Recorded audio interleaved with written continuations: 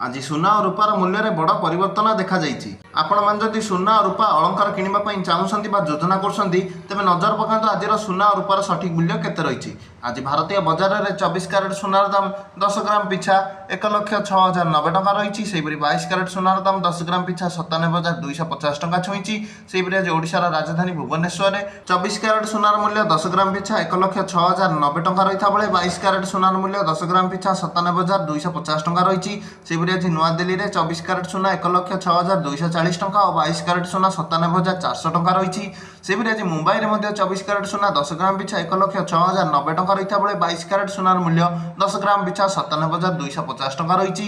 से भाव आज चेन्नई में 24 क्यारेट सुना 1,06,090 टଙ୍କା रही बेले 22 क्यारेट सुनार मूल्य 97,250 टଙ୍କା रही। से आज कलिकतार 24 क्यारेट सुना 1,06,090 टଙ୍କା और 22 क्यारेट सुनार मूल्य 96,250 टଙ୍କା रही। अन्यपटे रूपा मूल्य किलो पिछा 1,26,100 टଙ୍କା होती। आज सुना और सठिक मूल्य। वीडियो जदि भल लगा वीडियो लाइक और चैनल को सब्सक्राइब कर दिंतु।